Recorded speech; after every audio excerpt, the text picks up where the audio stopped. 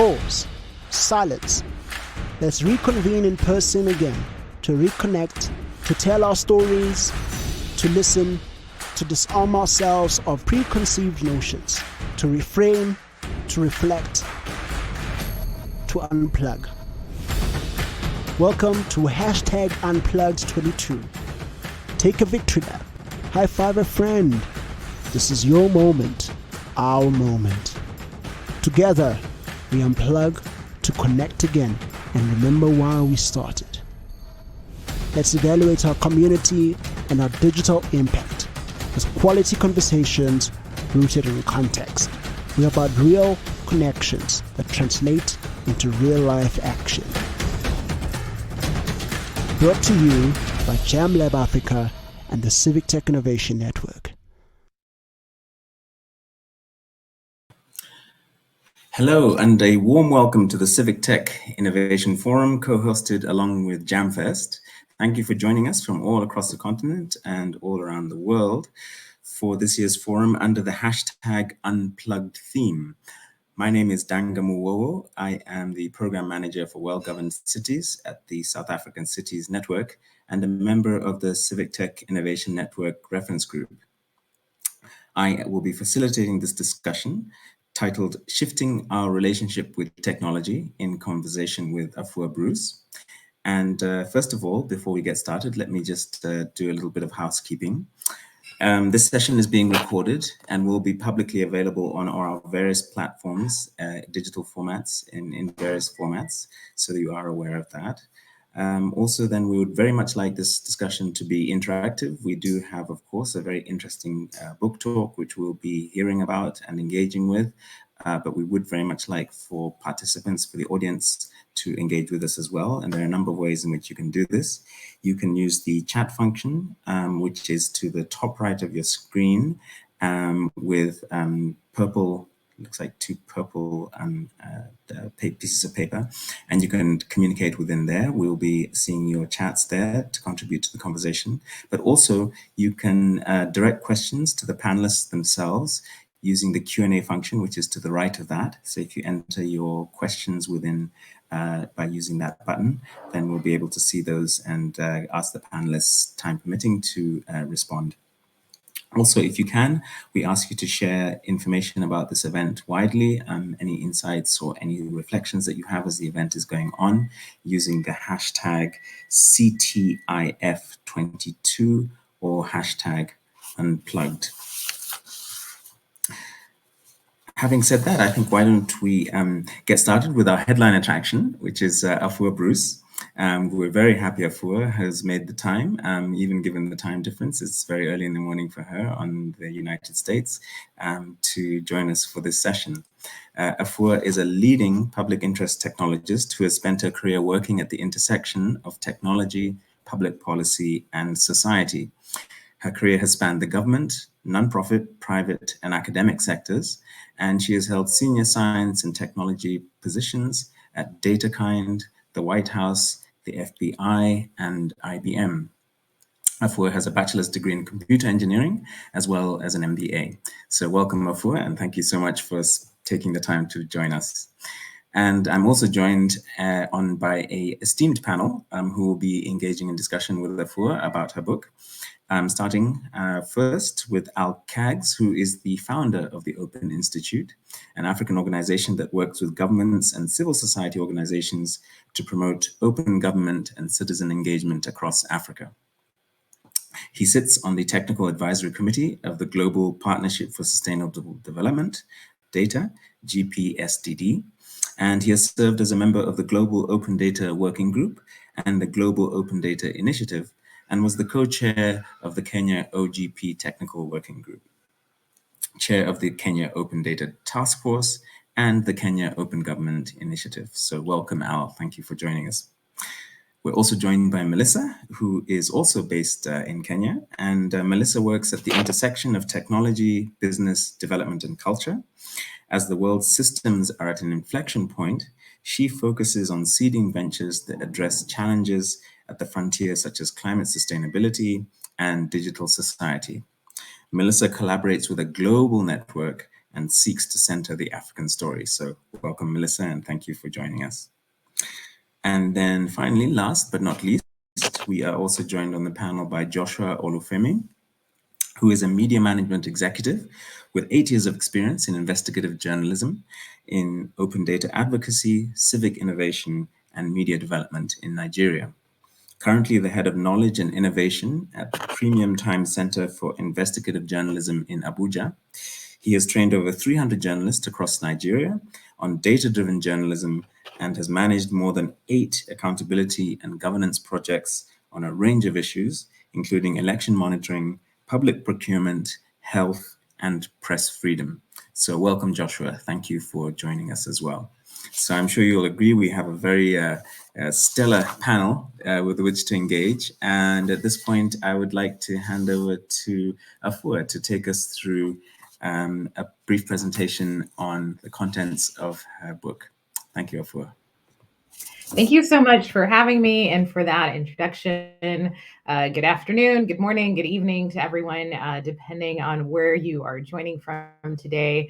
I'm really excited to have this conversation with the other panelists, and we'll start by giving just a brief overview of some of the key concepts in my newest book, The Tech That Comes Next.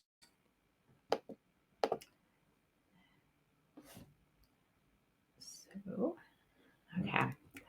And so the book is called The Tech That Comes Next. And again, just a little bit more about me and about how I come to this work. As was said, I'm trained as a computer engineer. I started my career at IBM as a software engineer. And after working in the private sector for several years, I made a hard pivot into the world of government technology and social impact technology.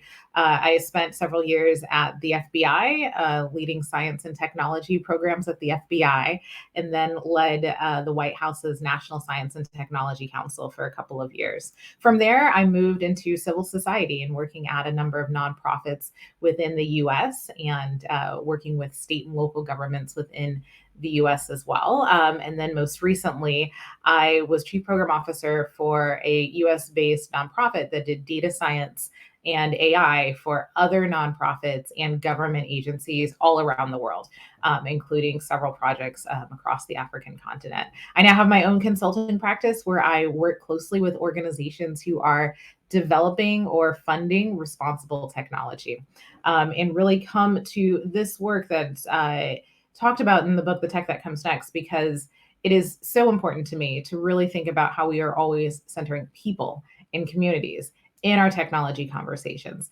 Technology is not a naturally existing resource. It's not a naturally existing phenomena. And so all that we do needs to come back to communities. So I'm here to talk about tech. Obviously, that's what the conference is about. That's what the title of this book is about, but really about community, because again, the technology has to come back to the community. It's about the people in our lives, the people in our cities, the people in our neighborhoods, the people in our towns, the people in our countries. That is who we're designing technology for. That is for whom technology needs to work. And so this first image that you see on the screen here is an image that comes straight from the book to really describe where are we today. Well, when we think, especially in relation to technology, there are words that can describe our relationship with technology, such as exclusive and centralized control. And that currently only a handful of people, relative handful of people, decide what technology will be used, when it will be used, how it will be used, and how it will function. And even more than that, oftentimes technology use might be defined by people who are outside of communities. And so they impose a technology that works at that time. And then when it's done, we sort of discard it and just contributes to this digital pollution or physical pollution in the world. But what could our world look like if we did things differently? If we started from a different premise of who controls access to resources, who controls what gets done? Well, in that case, we could look maybe instead at a world built around systemic inclusion.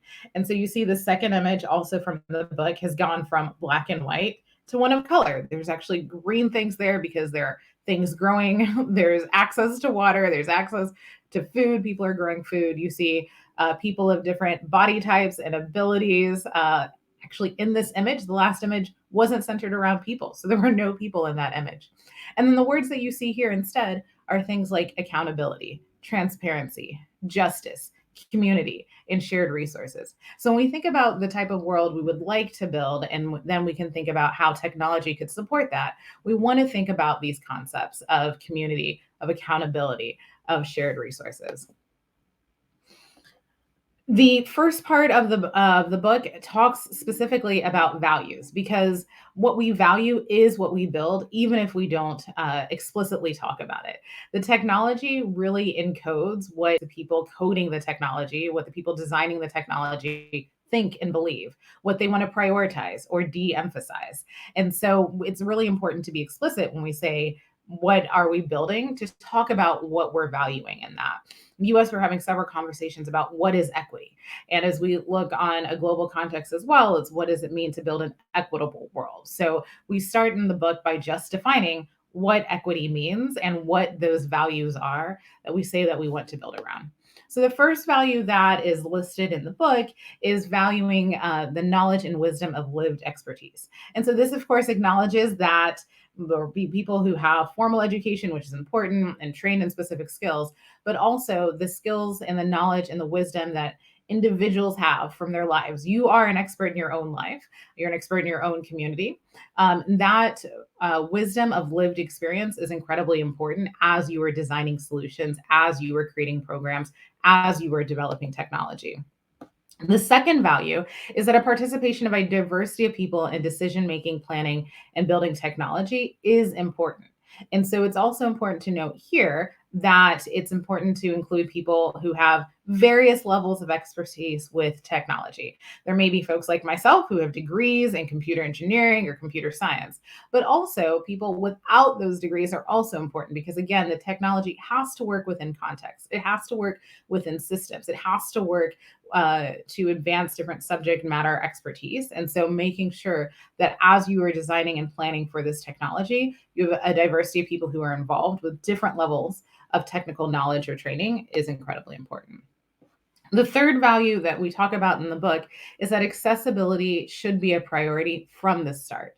And so we talk about this form of accessibility in terms of, yes, the tools and techniques that you want to have something available online, but also in some of the non-digital forms of accessibility. So if you are having a planning meeting, is it held at a time where people can actually attend? Is it held at a place or in ways that people can actually communicate? So I think, for example, with this forum, we have the hybrid format this year to have different people from different places participate. And so that's a form of accessibility there.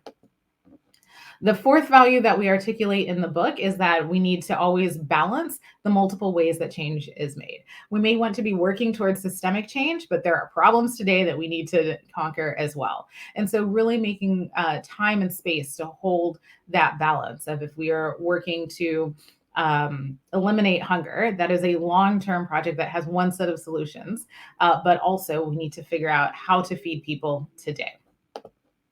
The fifth value that we have is the fact that there is a strength, that we believe there is a strength of collectively creating a vision of a better world. Myself and my co-author, Amy Sample Ward, wrote this book. We are not the only two people who can think of what it means to have an equitable world. There are other people on this panel with me today. There are other people in the world. So really recognizing that to dream big, to think about how we have an inclusive world, how we have an equitable world, it is going to take multiple people to collectively create that vision, and not just holding the power to set a vision, the power to set priorities in the hands of just a few people. And then the final value that we articulated is that it's important to have people who are dedicated to pursuing knowledge, experiences, and skills. So the skills that we need 5 years from now are going to be different than the skills that we need today. And it's important that we recognize, as we design our technology, as we design our systems, as we design our programs, it's important to recognize that people will grow and change, that we will need to support people growing and changing, what that means to provide them that support, that education, that training they need, but also what it means to welcome in people with new skill sets, what it means to welcome in people as they have developed, to shift their roles, to shift their responsibilities as well into creating this world that we want. And so now that we have the values sort of set and we are all hopefully speaking mostly the same language as to what it means to build an equitable world and what it means to value collective input and community, the next thing is to recognize that as we make change, it doesn't happen in a silo. There's no, again, there's no one person who could change the world for us all. And the flip side of that, though, is if you are hoping to just sort of sit on the sidelines and let someone else take the lead. I hope this is you hear this as a call today to really take a proactive step in helping to find what changes need to be made in your specific sphere of influence as it relates to technology or relates to systems, and take one step forward. And so the way that we organize this in the book is recognizing that there are 5 main roles that people fit into. You may see yourself in multiple roles depending on the time of day, and that is by design. And so I will discuss those roles now. The first role that we identified is that of social impact organizations. And so your social impact organizations are things like your NGOs, our academic institutions, our public charities, and more. These are organizations which have a social mission and have a number of people who are dedicated to making that social impact. And so the key question that we want to pose to people, or that I will pose to people who are in social impact organizations, are how are your staff supported and resourced to align technology with your mission and community needs? So it's not just about what technology you are building for other people. It is not just about what technology you want your clients to use, what you want the communities you serve to use, but it is also about what technology and systems are the actual staff inside your organization resource to use. And so making sure to balance both of those together. The second role we identified is that of technologist. And we define technologist pretty broadly. Again, these are people who, like myself, might have degrees in computer science or computer engineering, but it also might be people who, when you were in a room and said someone needs to figure out this new system we have, you were the last person standing, and that became your job. It is now your job, and you're responsible for maintaining that software, maintaining that system, rolling out that system, or something else. And so recognizing that a wide range of people can be seen as technologists. But the question here for technologists is really about how are you investing in the leadership and capacity of the impacted community to support their long-term ownership. It is critically important when designing technology, especially for the social impact space, especially for government sectors, that you design appropriate technology that works, that is complex enough, but is also flexible enough for the situation. But it's also important to be thinking about how will the community impacted support the solution long term? Is there training that you need to do so that people can make changes to code, can modify the system, can maintain the system? What does it look like to actually let communities own the technology long term? So there is a path to long-term sustainability and long-term ownership for any technology that is built, so that it does really support the communities that we want to serve. The third category here is funders and investors, because let's be honest, money makes the world go round. And so it's really important to call that out and to recognize that funders and investors too have a role and have some significant levers that they can pull when it comes to thinking about how we can change our relationship with technology. And so the question we pose to funders and investors is, are you committed to funding inclusively for intentional engagement, iterative processes, and long-term support? Now, traditionally, funding cycles can be very quick, and the push for return on investment is very quick. But what might it look like if we instead start to reframe what return on investment looks like to things around sustainability, to things around usability, to things around adoption?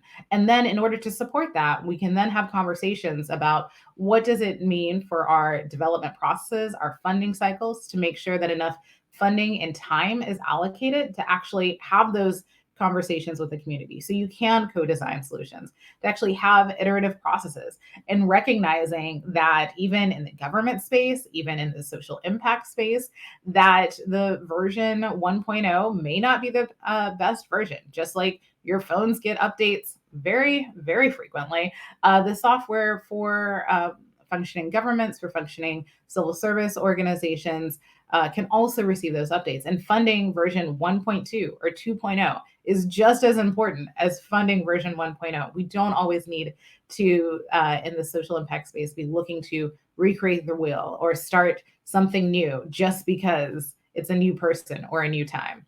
And then again, what does that long-term support look like? What does it look like to build in funding and support for future upgrades, for future maintenance, and more? The fourth category, the fourth role that we identified is that of policymakers. So your government officials, your civil servants who are charged with making and maintaining or changing laws and regulations in society. Because frankly, for society, if we're thinking about what long-term systemic change looks like, rules and laws and regulations are some of the most powerful levers that we have. And so when we want to talk to our government officials, we want to think about, are you meaningfully engaging communities who are most impacted by digital divides and technological harm to inform proactive policies? Who has access to that technology? And for policymakers, how are you thinking about even engaging in your community at all? What ways can technology help you have those conversations? What ways can technology help increase transparency and sharing the information that governments have, in making data open, making systems open, and empowering communities to even have that conversation? How do we start to reframe what we expect or how we interact with our government officials? And then the final category and the final role that we had is that of communities. And so for communities, and we define communities as people who have some common interests. I think oftentimes they are grouped together geographically. They may be grouped together by a wide variety of other factors as well. But for communities, we pose to them, what do you want to change and what are your biggest dreams? And it's the answers to those questions that should then actually inform the actions of the other four roles that I described. So it's the answers to communities. What do you want to change? What are your biggest dreams? What do you need? That should then inform what social impact organizations actually do and prioritize or don't do. It's then what should inform what the technologists build or don't build. It should then inform what funders and investors actually fund and support and create the space and infrastructure for.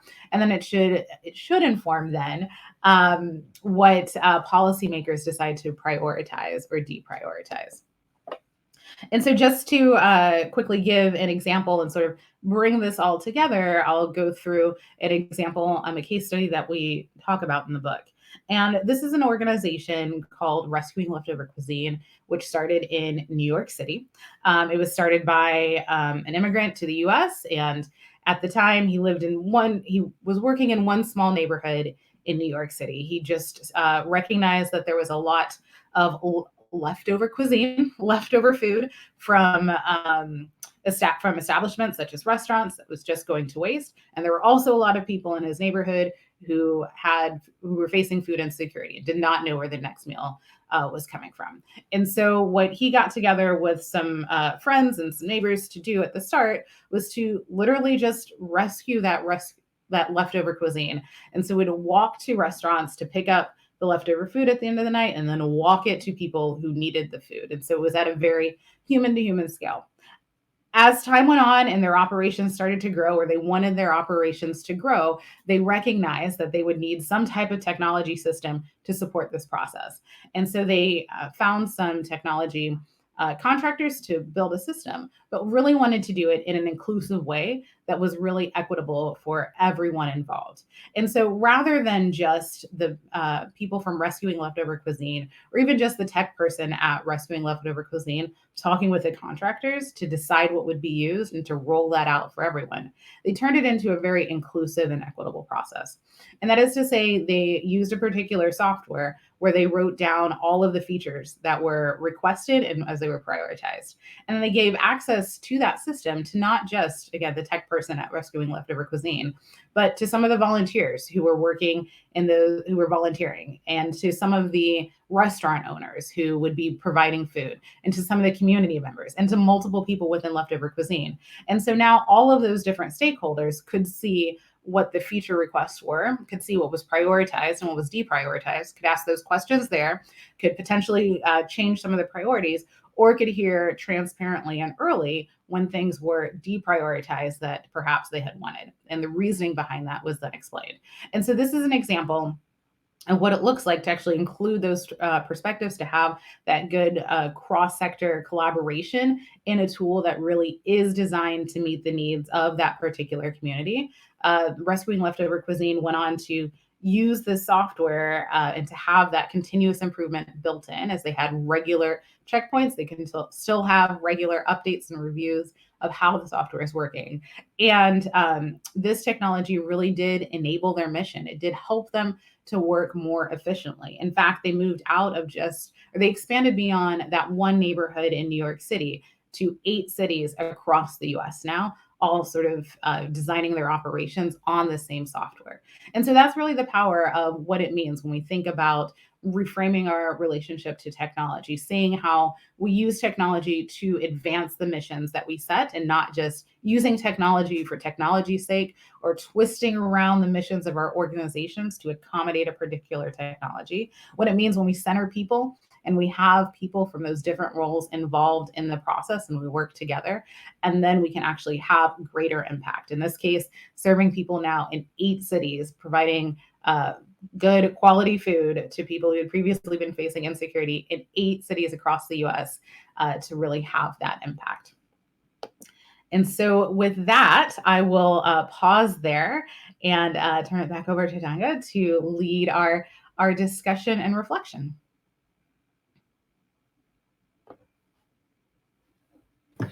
Great. Many thanks, Afua, for that fascinating overview of your book. And as you say, the main points that you wanted to, the main takeaways that you wanted us to focus on in the book. I would like to call upon our panelists in order to respond to what we've just heard. And perhaps if I start with Melissa, if you could respond from your perspective and your experience in the tech space and with the work that you do to Afua's presentation. Thanks. Yes, thank you, Afua. I'm just, smiling through the presentation, and also just coming across your book, because it's very well kind of documented piece that articulates a lot of what we've seen, at least in my work, working in a tech company, and also in the funding space, interacting with policymakers, and then now currently with my work convening storytellers, specifically in film and podcasting. And a lot of these questions are being lived as we speak. Particularly, though, and what I'm curious to kind of hear from this panel, if it comes up again, is about how changing the technology is really about changing our relationships with each other. So first you have to kind of introspect and question what your individual relationship is with the technology, and then kind of ask, so who built this technology, who designed it, why, and if we want to change it, who do we need to speak to, and what kind of conversation do we need to have that's different? And perhaps a lot of times I think these people are not in our usual networks. It also takes effort in terms of creating new networks, which I've seen a lot of new network formation happening recently.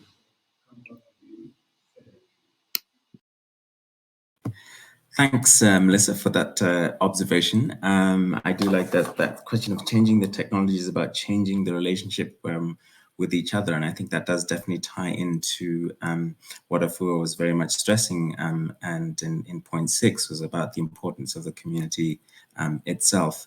If I could then ask Al to perhaps give your initial reflections in response to Afua's presentation. Thank you so much. I really enjoyed reading this book, and partly because of the fact that it really made me think deeply about even some of the work that we have done with regard to governance. And I think my initial reflection happens to be around how tech projects, activities are designed, funded, and implemented is usually to the exclusion of even the people who it's supposed to first benefit. So it's designed to exclude the citizens who it's supposed to benefit, but then it's also usually excluding the policymakers, which is why a lot of the tech, especially civic tech that is built and developed, is built towards a launch. So we build it, we fund it, and we work towards the launch. Then after the launch, we forget about it because of the fact that, we achieved it. And then we come to conferences like this and we say, we built this technology and we have done great things with this technology, mainly because of the fact that we are calling attention to the potential of the technology to solve human problems. But 80% of the time, we didn't solve the human problems.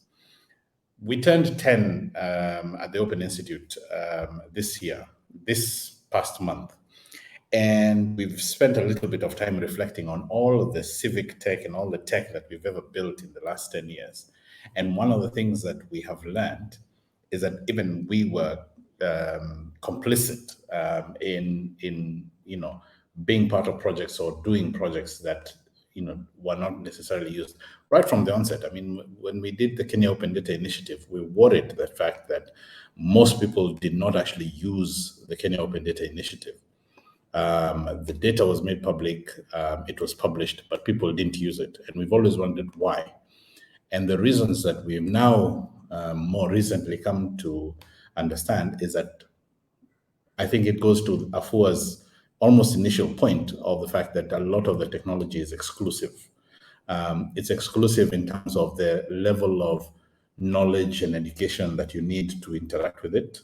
It's exclusive in the fact that it is benchmarked on the most advanced societies rather than on the least advanced societies, so that then it orients itself towards making the most people to be included. And then finally is that it is exclusive in the fact that it has a very high barrier to entry. You need the technology. You need a phone or a laptop or an iPad or something to be able to engage with it the way that we discuss technology now. But then it does not lend itself to the user's capacity to engage. So a really simple example I can give is within our community of researchers and thinkers, we try to collect data from communities, but the apps that we build are for iPhones and for high-end smartphones. We don't build apps for phones that community-based organizations use. And a lot of it is because of how it is funded, because of the fact that then it is funded so that we can buy the big technology. So this book for me was a journey in great introspection, and I greatly enjoyed it. Well done, Afua. Great. Thank you very much, Al, for that ringing endorsement. And in fact, there's a link to the book itself. If you see in the chat for participants who are online, I very much encourage you to have a look at the book that we are engaging with in our discussion today, that Afua is one of the co-authors of. If I could then go over to you, Joshua, for your initial thoughts and reflections based on what we've just heard from Afua. Thanks.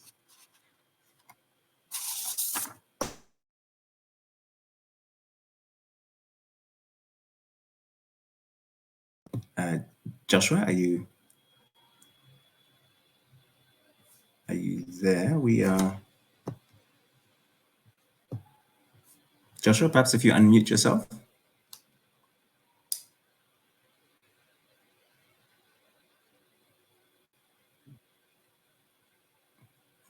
It appears we have lost Joshua, but in the meantime, and while waiting for Joshua to reconnect with us, perhaps there you are, Joshua. Okay, great. You're with us now. Can you hear us clearly? Yeah, I can. Okay, please, your initial reflections on Afua's presentation. Over to you. Yeah, thank you. I think the little time I had reading the book, and of course listening to Afua again speak about the great submission in the book, helped me to reflect more about the potentials that we're losing when we don't connect with the community that we try to serve. And it's more or less like taking power away from the people who really are the ones that are the most powerful. And it's more around, I think one word that I've stayed with me, that has stayed with me all through the time I was reading and listening again is, perhaps different parties like the social enterprise, the technologies, the policymakers, and even the funders need to begin to reflect more on co-creation as the most powerful concept to how we do everything. How do you co-create rather than hand down either technology investment policies to people? And I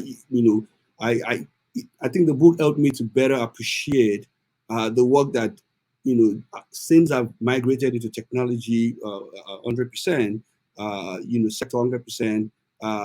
Appreciate what I did when it was more of on the ground working with communities and seeing the power that their feedback, their contribution, participation in the whole process of creating change can bring. And I think for me that's the first thing to look at. How do we allow co-creation to be the most important thing? How do we begin to listen and learn and allow those learnings and listening to be what define change process or change making or even change evaluation altogether. Thank you. Great, thank you very much, Joshua. And I think what I'd like to do is to pick up on what seems to be, I mean, a common thread, and definitely Afua had mentioned this, and to ask all of you to reflect perhaps on this element of the importance of the actual community that we're looking to serve, perhaps the social justice issue that we have, or the community itself has identified. And perhaps to speak to that bridge, from going from, and I imagine for the organizations that Afua was talking about in terms of the, the NGOs, a typical sort of a community engagement, how then one goes from that process to the tech itself. And if I could ask you, Al, to speak to that, because you had mentioned, I think, this sense that sometimes the technology may in fact be developed with another audience in mind. Could I start with you, Al, and then ask the others to come in? Sure. Here's a thought. When a lot of the technology work is being designed, when it is being funded and so on, we just said that it excludes people. So let's look at those people that is excluding, because of the fact that a big point that is made in the book is that technology is made for people. And I think that's a big point that we're all making here, that technology is made for people. So let's look at those people. If you're looking at Africa, you have more, I think conservatively, more than 60% of the people live in rural areas. In fact, it's significantly more than that. Of the people who live in rural areas, the level of functional illiteracy, yes, they can read and write, but can they comprehend basic concepts? Can they comprehend basic numeracy? You find that in many cases, in most cases, that's still low. Can they engage with technology? In some respects, you find that it's still low.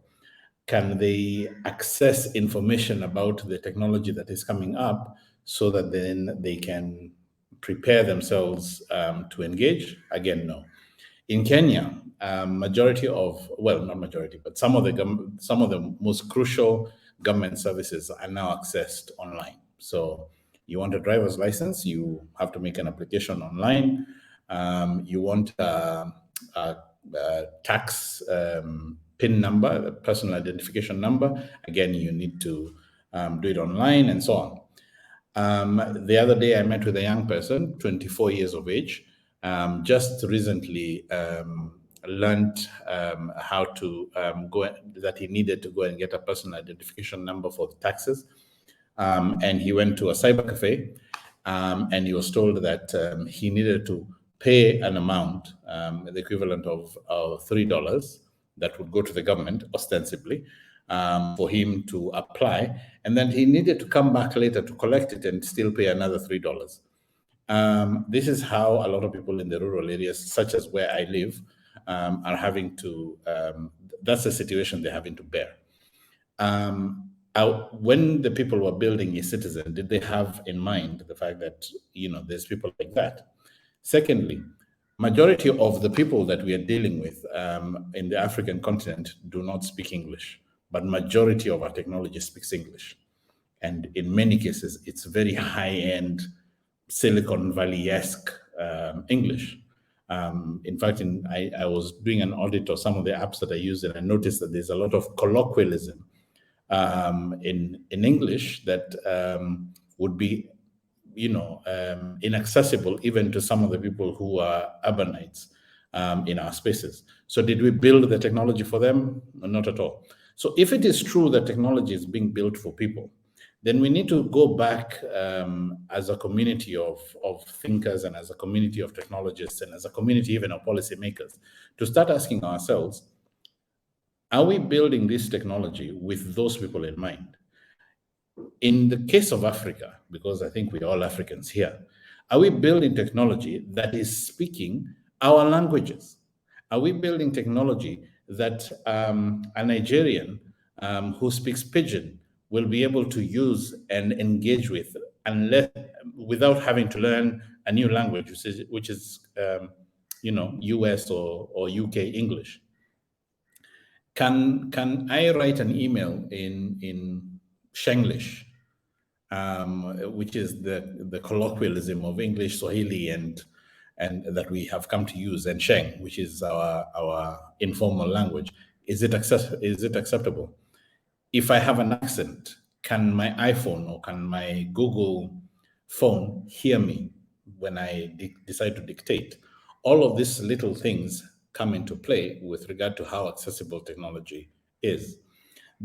When we now go a little bit further and we think about the fact that we're building websites and we're building tools for people to be able to use, especially for their governance, for public participation, and so on and so forth, again, you find that all of those are speaking UK, US English, and they don't speak our languages. And because of the fact that we think in our languages, we dream in our languages, we speak our languages every other time, then you find that technology then looks like it is for those guys, and it is always a case of us trying to adopt that thing. One big point I'm going to make that I picked up from the book is that technology is always changing, and especially in terms of the updates. So it's not just changing in terms of new technologies coming up, but even our phones are constantly being updated and stuff like that. When we build social impact websites and platforms and apps and so on, we don't do the updates because there's usually no funding for it, and there's usually no appetite to continue doing it unless we can get another round of funding. And usually that round of funding demands that we do something new, rather than, you don't get funding to do updates. You don't get funding to improve on the coding that you had just done. You get funding so that you can do a completely new thing so that you can have another launch, because the way that we express progress is through launches.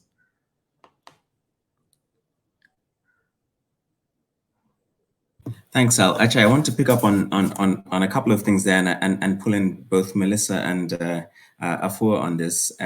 So I think hearing Melissa and your work, speaking about the African stories, I'm what we're just hearing now from Al about the the communities for whom tech is being built. And I, wanted to get into so telling the African story and your experience of, once again, in a community and elevating the African story. And then from that also to go on to something that Ala pointed out is that, yes, we're all Africans, and we're part of the diaspora as well, and Afua there as well, because I think also I would also want to get into that. And we know very much, at least speaking within marginalized communities, and particularly I think the African-American community also is and carried a storytelling. And to tie to that as well, and you'll see a comment from our colleague with the Civic Tech Innovation Network, Geshi, which is that actually our stories let you know what our values are. That's where you actually find what matters to us as a people. So, but yeah, rather than hog the mic, maybe Melissa, if you could speak to some of that about the stories and then how that moves to what Phil was talking about, the values then therefore that you build tech for. Yeah. So I work with podcast communities with a company called Africa Podfest, and what we do is we're bringing community, the kind of pioneer, or what we call them, early adopter communities of podcasters on the continent and in the diaspora, now at an early stage to form these networks, have these conversations, and have a shared understanding and create a shared vision of what the future of the audio industry would like to be in a way that centers the African story, not only for the world to see the African story, but also just in terms of centering how we as Africans are connecting and talking about each other and learning about each other for ourselves, because we live in a very kind of north-south centered media universe still. And what's very interesting about podcasting is that it's because it addresses like what I was talking about earlier about anybody who you don't need a advanced kind of education or exposure or experience with technology to be able to kind of pick up your phone and record an interesting story that there is an audience for, provided you've identified there's an audience for it. And that's also what interestingly has allowed WhatsApp, for instance, with the voice notes, to really take hold in the African context. The other piece there is about language. When people can suddenly have access to, the big question of what do you do now that you have internet access? What do we do with this increasing access? Oh, hey, look, I can tell fiction stories, or I can do news commentaries, or I can kind of learn and explore or teach African history in my language, in Swahili, in Yoruba, in Sheng, in Pidgin, unfettered, kind of unfiltered, unblocked, without having to pass through any, what we call it, middleman or gatekeeper who decides the quality of my story. And that's really the interestingness about audio and about podcasting specifically, that it's literally put the mic in people's hands, and how the trend, even with audience listenership, as well as when we've been researching who's taking up the mic and doing podcast storytelling, it's very much the people who typically are not thought of in technology initiatives, in media initiatives. When people think media innovation in Africa, they don't think of the communities we are seeing taking up podcasting, which again just points to the real hunger, because these communities have been underrepresented for so long, just in the media space, but also have this kind of unsatisfied need and desire to know, like, I'm in Kenya, but I really just want to know what's going on and to connect with people in Dakar, or in Kinshasa. I just want to know without having to go through the international news channels. I just want to know what are the opportunities there, and that's I think what's driving what we're seeing is what I'm seeing is driving the excitement and the enthusiasm from a community level around podcasting specifically, because it's still kind of new and it's the latest available technology that's now become accessible. Of course, there's still so many barriers, such as the high cost of internet access, relative, especially for people, the further you are from urban centers, the more expensive it is. But even for people in urban centers who don't have consistent electricity access, who have to use mobile data because they don't have access to Wi-Fi, it's really expensive. And access to like professional podcasting equipment when they're ready to scale. And there's so many other questions there and so many other gaps. But what's exciting is just that to begin, people already have the tool to begin, and they know, and they have a story, they know they're interesting, or they know what their angle is for their story, and so they just go right out and start it. The other piece about it is that it's actually creating opportunities for different kinds of connections to form. So, for example, some really interesting, like the Angolan podcasters are finding that a lot of their audience is in Mozambique or Brazil. So, they're now thinking about even what growth and for their podcast as businesses and audience growth. It's just a really different mindset, and it's opened up a different opportunity in terms of connecting, when you say Africans around the world, to the Angolan podcaster. Brazil is a very huge diaspora audience for their stories that wasn't possible or wasn't even in the realm kind of possibility for a lot of people. So that's exciting, and I love, again, just going back to why the book is so interesting to me from where I'm looking at it from, is because it kind of just draws out a guide for what a process would look like, even for people working in media who wouldn't necessarily think of themselves as tech people.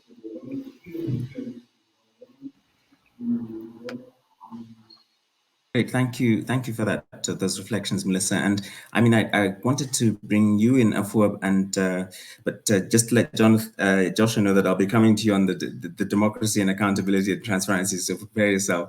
But Afua, that question of that what we value is what we build, and I think perhaps if you could speak, from your perspective of.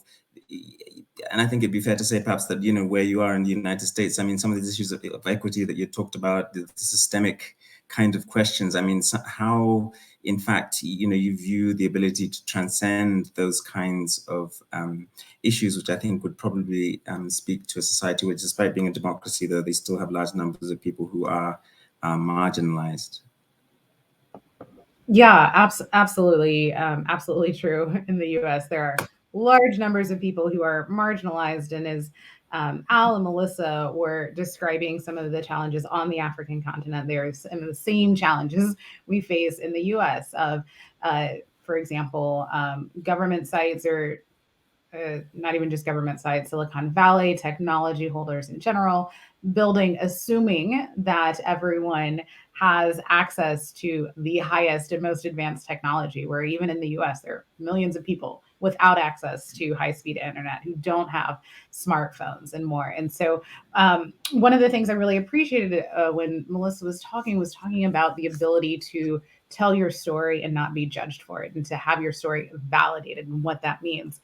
And I think that could actually be, how we think about how to bring in community when we talk about this technology development. Is what would it mean to design technology in ways that people's stories are validated and aren't having to be put through some lens of transformation into someone else's story.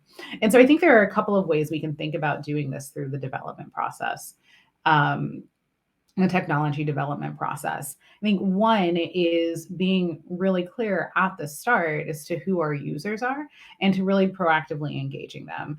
I will confess, I have at times also worked on open data initiatives where you worked really hard to make that data open and forgot to have conversations with people about how they would actually use that data. Was that the right data to make open, or something more? And so really then from that way, thinking about from the start, if you say this is a project, this is a priority, identifying who those community stakeholders are, who the right policymakers are, and having conversations with them at the start of the process to really define what the overall process needs to look like and what that functionality needs to look like.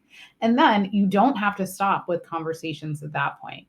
You can actually talk to those community participants multiple times along the way. This is something that isn't typically done in technology development processes now, but it could be. That rescuing leftover cuisine example that I gave showed that it is possible to engage your community, to engage a variety of stakeholders at multiple points throughout the process. I think it's also possible, as we think about designing technology, when we have that first round of funding, wherever it comes from and for whatever the purpose, what does it look like to include in that funding proposal time to actually build in to, after the first sort of schematics are done, after the first couple of months of working on that code, to actually then have this community to say, here's where we're going. Does it seem like it'll work for you?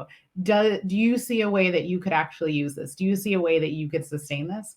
And to make those changes along the way, as opposed to our traditional way of doing technology development, where we maybe had some focus groups at the start, and then we went off and we did it by ourselves, and then we brought everyone in for our big launching before we then with a completely new project. And so really thinking about what it means to bring those voices and to prioritize those voices. Now, I acknowledge that it is hard because it is a change to advocate for and to include historically marginal voices in that process. But just because it's hard, it doesn't mean we shouldn't try to do it, because if not, we will never figure out how to change the process. I also think, though, that this storytelling aspect is really important. And storytelling should not just be for our lives, but I also think there are probably innovative ways we can use storytelling to tell about the process of creating technology and the process of deploying technology. So telling interesting stories about how effective or how useful technology was if we actually brought people into the process, we brought the community into the process along the way. What does it mean if in our launch stories and more, we actually do more storytelling about that human involvement piece? Thanks, for those reflections. I think very much, as you say, the idea of telling stories and telling stories, but in a sense, I suppose when we say we're going to be telling stories, is like, are people listening to those stories? And at this point, I'd perhaps like to bring in Joshua to speak to the situation for which is true across the continent, of the newer democracies, so in comparison, say, to the US, and the work that his perspectives on the potential for technology to democratize data, to make data open and accessible, Jonathan, and whether you've seen an increase in accountability, or has that empowered the communities for whom some of this tech we would have designed for, to actually have a greater voice, or to be able to call power to account. All right, thank you. I think if I take a quick sweep through what open data, mixed with technology, has been able to do in the work of transparency and accountability in Nigeria, West Africa, and across Africa, I would say there's been progress. Progress for impact in the lives of everyday residents or community people, for what they've been able to either get because people tell their stories, journalists who are able to have access to data, civil society who are also able to use the data either to inform them to demand accountability, or to help them demand the accountability in the first place. I think you've seen one or two interventions that I've been participated in, through social accountability, public procurement, which is taking government spending on projects that are supposed to serve and service the citizens, and when citizens are aware of using the same procurement data, they're able to also now demand accountability. More importantly, participate in the process of governance and even the process of service delivery in the first place. The other situation is also helping even government and policymakers see how they probably went wrong, or how they are, either veering off what their policies initially started with. And you've seen a lot of progress in even how government opens the data for citizens to use. And after citizen engagement with the data, because civil technology tools have made that data accessible, government then starts to think of better ways to make the data open, better ways to ensure that we are not just dumping paper, we are not just dumping pure information on portals for citizens to use, and then think that all has been done in the name of checking the boxes for transparency and accountability. But I think the learning and the potentials from, at least my experience, is also that most of these things, and something I've warned about, most of these things are done in silos. So when journalists take up the data, they run with it as if media or journalism is independent of how society should use that data, right? Or how government itself, while it's opening up the data, presents the data. So government says, "Oh, we're doing open government, and then we're opening up our data," and then they open the data up in a way that it's not so useful, or it takes days for journalists to even use it to now either do field reporting or for civil society to go to the villages to tell people, "Did you know, or do you know that this project is supposed to be done?" And when civil society also takes the data. So there are a lot of initiatives that are happening in silos and at the detriment, or what I would say, some limitations for the target beneficiaries, which is the citizen. And I think that that's something that I feel there's still more potential for collaboration and co-creation, not just for, I mean, the media development organizations, civil society, and policymakers, or the technologists that are building those platforms and portals based on the design from these other, call it interest groups or influence groups, if you like, but also bringing citizens as part of those that define what needs to be done, right? When we, just a quick example, when we created an open data portal at DataFi, and then we added a feedback mechanism for people to ask for data that they don't find on the portal.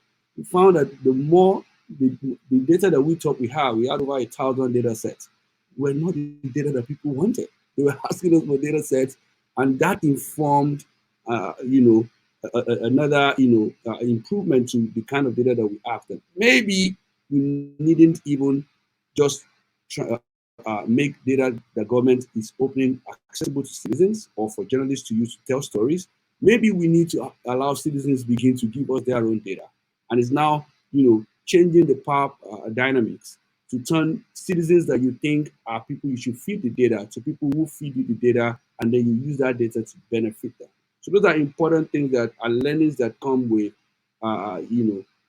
being listening, creating a feedback mechanism, seeing citizens as co-creators, as a matter of fact, as kings, not only when we talk about governance, but also technology initiatives. And I would like to end to say that it's also important, maybe for holiday or maybe for some deliberate purposes, to begin to embed technologies within the community that they're supposed to serve.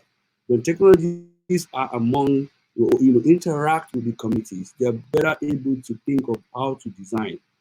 Instances that we've embedded technologies among journalists, you see that the output of the tools that they build are always better, more refined than when they just think of what journalists, for instance, need. And I think that process of creating, facilitating relationship, conversations, and feedback are very much important to democracy, accountability, or how we think about building tools for transparency.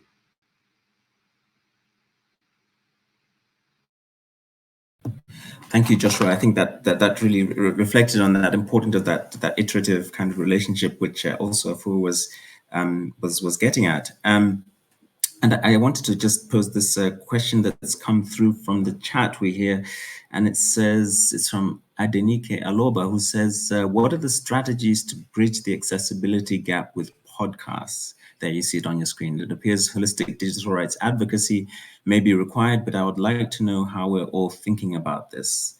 Afua, do you perhaps want to address that question? I'm happy to address that question, but since it specifically called out podcast, I wonder if Melissa would be the better person to start with. Yeah, that's actually thanks. That's actually a question that comes up a lot in the podcasting community, and for sure, digital rights advocacy and the efforts that are ongoing there, and kind of in growing those and supporting those efforts to, one, lower the cost of internet access, digital access, and secondly, also lots of work still needs to be done around regulation, and there are a lot of issues still with regard to how people are policed online, and and insecurity around accessibility, like with throttling and so on, in different countries in Africa. Thirdly, also is a big issue just around addressing infrastructure, so energy access, because then when there's no reliable electricity and it's too expensive, it then has that um, ripple effect of that, completely affecting how people access the internet, and what's and being able to access their rights to access the internet or not. So that addressing a lot of the fundamental infrastructure and energy issues, as well as looking at it from a digital rights perspective, is definitely those two approaches are what get discussed a lot, and seem to be the way forward so far.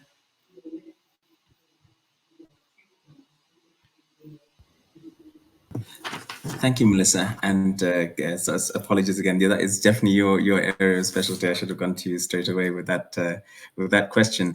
I did want to ask also, because we have spoken about government and the role of government, and to ask Al, and then also ask the other panelists to speak to this question, which is that sometimes, and there's perhaps an antagonistic relationship between, say, government, we have the media, and then we have civil society organizations. But how do we build successful strategic partnerships between government and other entities in this tech space?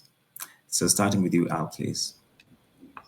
Well, I think certainly the first thing to do is to make sure that we align with the priorities of the duty bearers or the policymakers that we are working with. When we were doing the Kenya Open Data Initiative, because it was a very new thing, the government was very, very against it. Kenya was at the time trying to be the first one to publish open data. And I remember us being called to State House, and a minister saying that what we want to do is to release government secrets so that foreigners have something on us, so to speak. And it was a very, at the time, very plausible argument.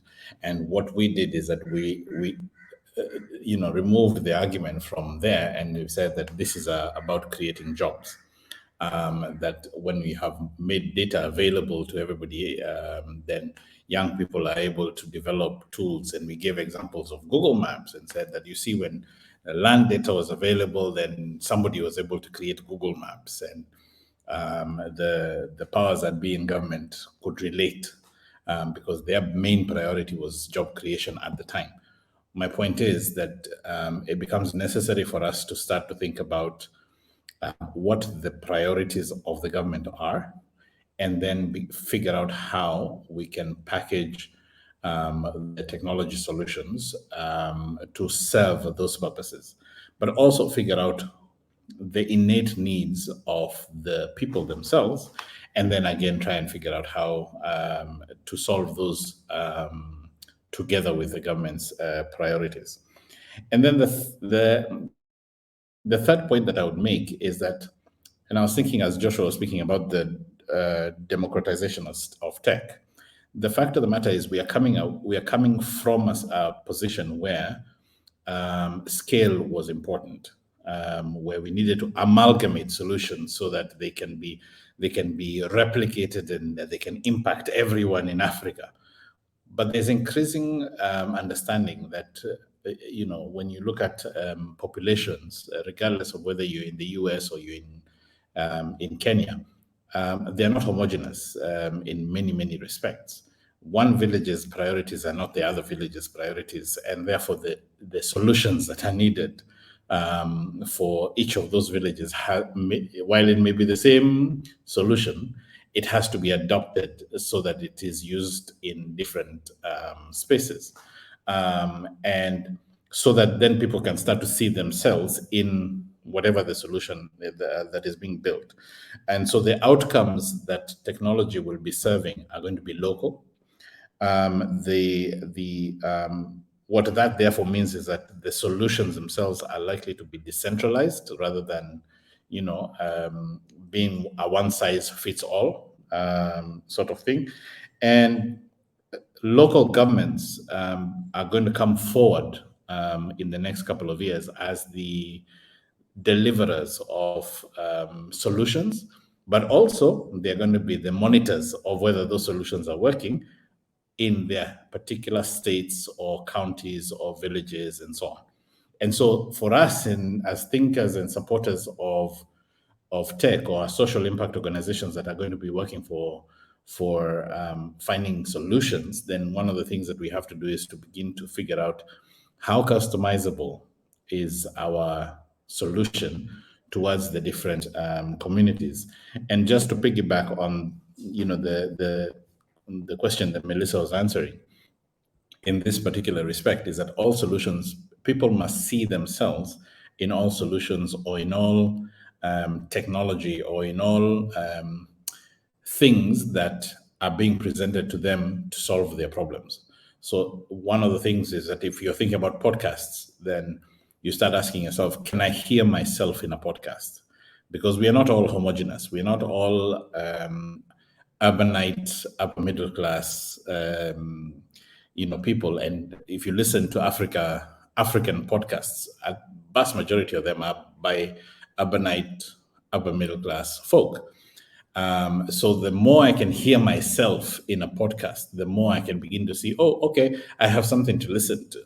But if I'm the sort of person who, watches Nollywood and listens to, very localized content in languages that are my type of languages, then I might struggle to listen to podcasts because of the fact that they're not represented. So even if I have access to the technology itself, but I don't feel personally represented, or my people who are like me are not represented, then that becomes a challenge. And the final point I want to make is this, that the reason why solutions are going to move to being local is because of the question of monitoring and evaluation, and because of the question of accountability.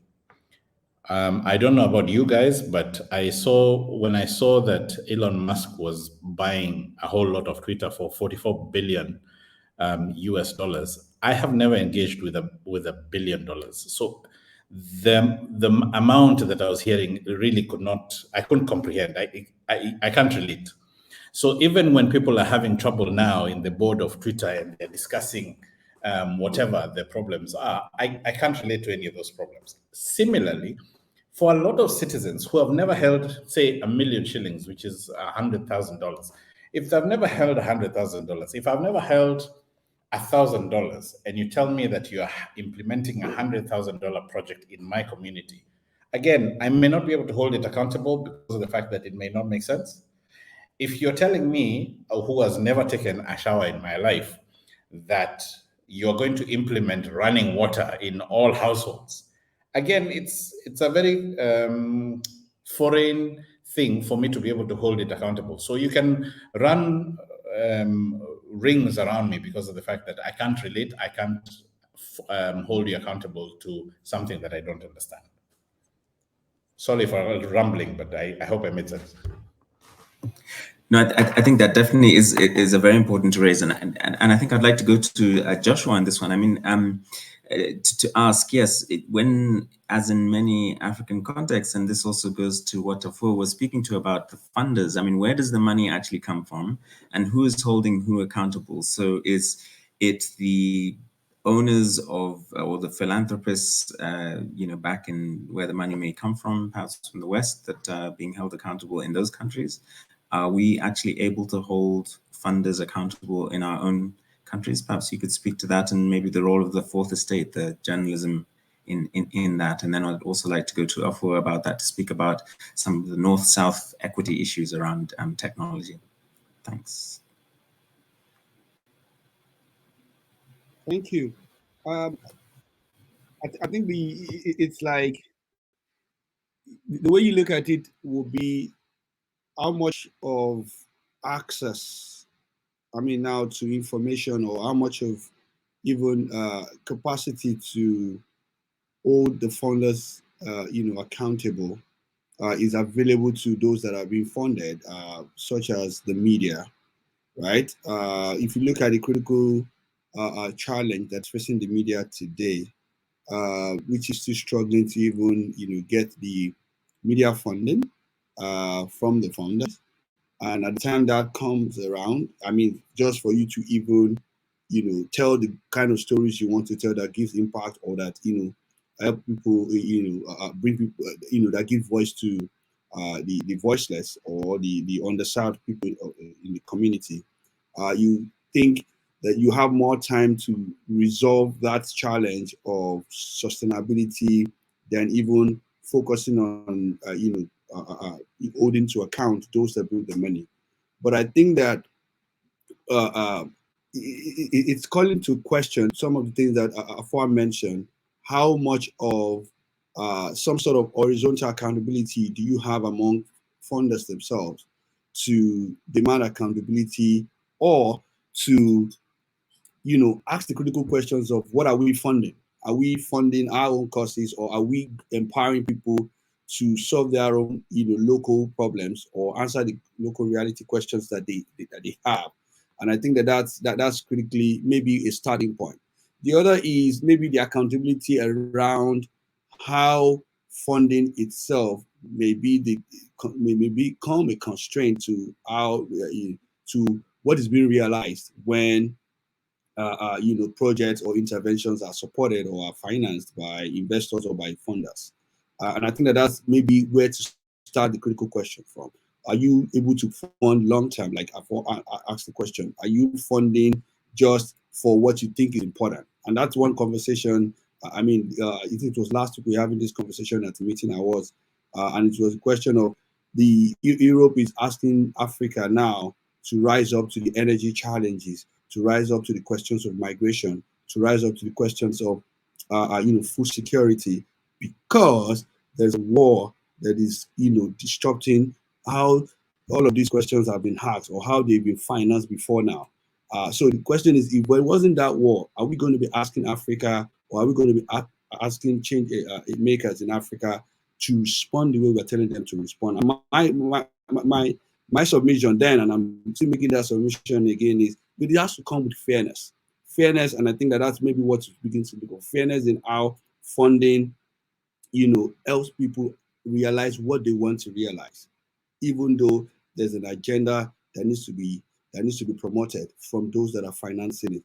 The other is also that the funding also enables sustainability, and it also brings co-creation, collaboration as to what needs to be done.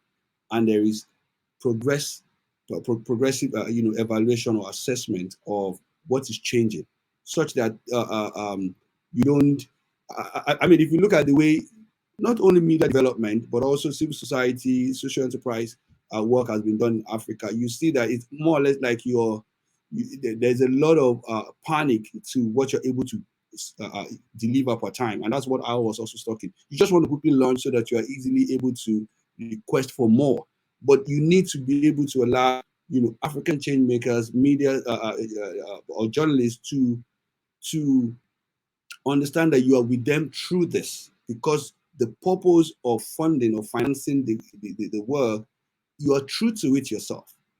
It's not just because you want to satisfy the tax, avoidance, checklist. That's why you're putting the funding to what you're putting the funding to. It has to be that you were really committed to the cause. And I think that those are the conversations that needs to start to happen. I think that journalism, I mean, true to what its elements and purpose is, needs to start to ask these questions too. Are we being funded to tell the story of chaos, of calamity in Africa, or we're able to ask those that are funding us that we have good stories, we have stories of hope, we have stories of of transformation that are happening. And when we tell those stories, you are not going to ask us to find it. You are not going to tell us that's not the story to tell. So I think that those are the conversations, those are the kind of boldness that accountability ecosystem as a whole needs to begin to have when we begin to engage with funders or philanthropy or even investors who are investing in social enterprise. Good, thank you. And in the short time we have left, I mean, perhaps Afua, maybe I could ask you to close out by perhaps reflecting on that question of, whether there are parallels that can be learned in terms of I imagine within the US you have funders who are addressing marginalized communities, and there's a particular power dynamic there. But in many cases in the developing world, we have international NGOs who are then funding initiatives for marginalized communities here. And, some of your thoughts on how we can avoid, as you say, replicating, despite the best intentions, even within that sector, some of the power dynamics and imbalances as we seek to roll out, as you say, the tech that comes next. Absolutely. Again, the funding piece, as we all know, is critical, because it is how we get oftentimes people to be able to dedicate actual time to the work, to find the right resources, sometimes even the selection of which particular technology solution can be driven by technology. And certainly funders then have a big role to play in how things can be done equitably and how we can make decisions about how to create technology systems that do allow people to see themselves in the technology. And I've again worked with several NGOs in the US. I've worked with multiple international NGOs that then, and funding institutions that then fund projects across the African continent. And then I've worked with NGOs that are started and run within the African continent itself. And I'll just say first, I recognize the large power imbalance that there always is. But two, we'll say that by bringing the argument and sort of the case for new projects and new technologies back to the people who are ultimately being served, I found that to be the most effective way to sort of push back or to encourage funders to allow more freedom and more local long-term ownership and sustainability of technology. Excuse me. I think one of the things that I often think about is this idea of scale.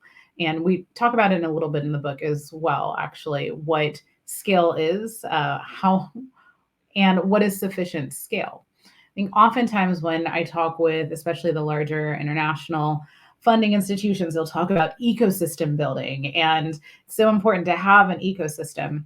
And yet I think in the same way, if you observe an ecosystem in nature, if one particular species of animal, of plant, or anything else scales indefinitely, the whole ecosystem will crash.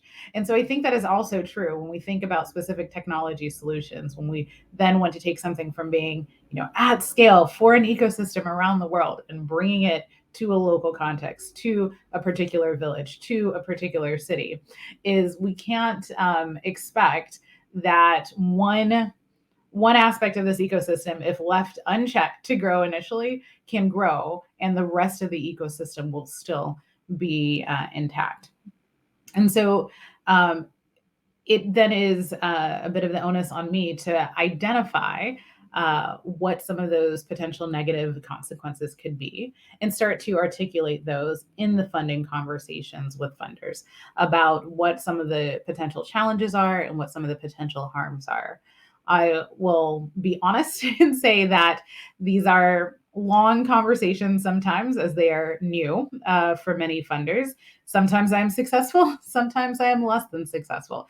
But I have started to hear this language and this focus slowly starting to change with the with both, I think, extremely large funders and smaller funders as well, and thinking about what technology to fund. Sort of mid-grade funders, or middle amount funders, I think, are more status quo, but finding the right funding partner can take time, and finding the right argument that lands on those ears can take time. But I do think it is slowly starting to shift. I think there are also starting to be more conversations amongst certainly US-based funders, maybe less so European-based funders, about decolonizing the funding process as well.